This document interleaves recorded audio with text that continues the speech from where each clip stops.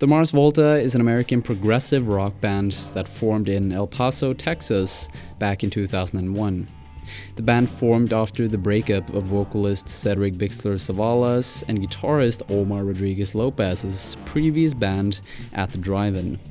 They won a Grammy in 2009 for Best Hard Rock Performance, and the year before they were named Best Prog Rock Band by Rolling Stone magazine. The band released a total of 6 studio albums throughout their career, and on January 23, 2013, they decided to break up. But the story about their music and legacy doesn't seem to stop here. On the 25th of May this year, a fan asked Cedric, the vocalist, if the band would ever return. And he answered, "It's happening." The band's grandiose album concepts, striking cover art, and versatile sound have left a big impression on a lot of fans over the years. And with that said, I think it's time to revisit the history and figure out why so many fans want them to return. This is a brief introduction to the Mars Volta. In order to understand the Mars Volta's impact, we have to go back to At the Drive-In. This was a post-hardcore band formed in El Paso back in '94, and the lineup of this group stayed relatively the same over the years. They had Cedric on vocals, Omar on guitars and vocals, Paul Hinojos on bass, Tony Hajar on drums, and finally Jim Ward on guitar and backing vocals. Keeley Davis also joined the band as their guitarist, but this was way later. During their early days, they released 5 EPs and 3 studio albums in total, and they hit their commercial breakthrough with their third album, Relationship of Command. In the course of weeks, they went from playing shows of a few hundred people to festivals with tens of thousands of people. And then, out of the blue, at the peak of their success, they broke up. It wasn't just the overwhelming success that caused their breakup in 2001 though. One of the biggest reasons, according to the members, was the fact that they had been touring for months without much breaks in between. Other things got in the way too, like creative differences, boredom, and unhealthy drug habits. But Cedric and Omar were far from giving up music entirely. They were just on their way to create something new. The guys focused on their side project De Facto for a while, a more experimental group that made reggae, prog, and psychedelic rock music. De Facto was more or less the earliest version of the Mars Volta, since the lineup was almost the same during their initial live shows. From October to December in 2001, Omar and Cedric went into the studio together with keyboardist Isaiah Owens, sound manipulator Jeremy Michael Ward, drummer John Theodore, and bassist Eva Gardner to create Tremulant, a 3-song EP that introduced people to the new group. The success that Omar and Cedric had experienced with At the Drive-In didn't transfer that easily to their new group. So once more, they had to start from ground zero, playing small venues. Now, Tremulant is an unrefined version of what the Mars Volta was about to become. Cedric was still adapting and trying to find his new voice. Beautiful melodic ideas are explored, but feel somewhat unfinished, and the members still needed to find out what they were making. They did eventually have a goal in front of them though. Their next album was going to have the same grandiosity as Pink Floyd's Piper at the Gates of Dawn.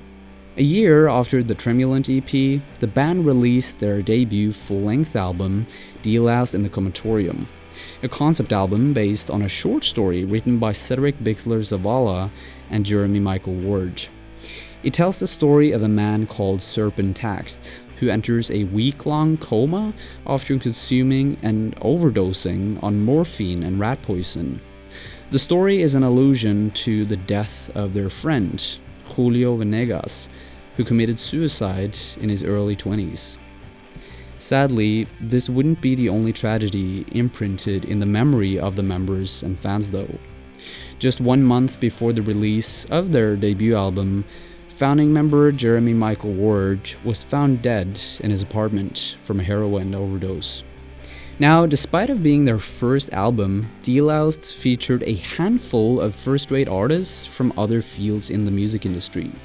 Both Flea and John Frusciante, the bassist and guitarist of Red Hot Chili Peppers, are featured on the record. And for production duties, they worked with none other than the industry giant Rick Rubin.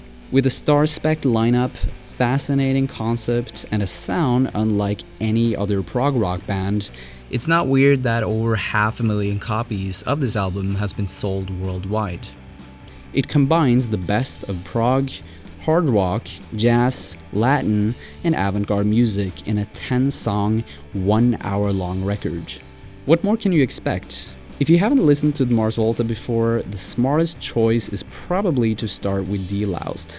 It's their most acclaimed and popular album across the board, so it probably has the highest chance of hitting home.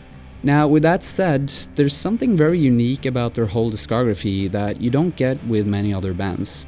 They manage to balance the fine line of sticking to their roots, while at the same time trying out new things from one album to another.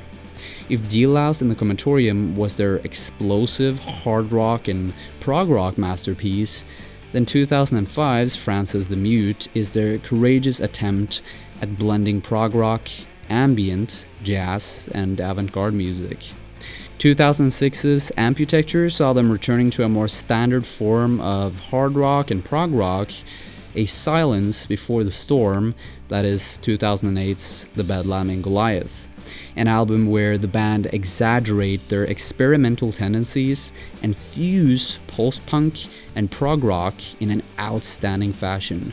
2009's Octahedron is an album where the band slow down and create a more breathy and eerie listening experience, while 2012's Nocturnicat is where they decided to lean hard into their inspiration of electronic music and hard rock, giving the most traditional and formulaic performance in their entire career.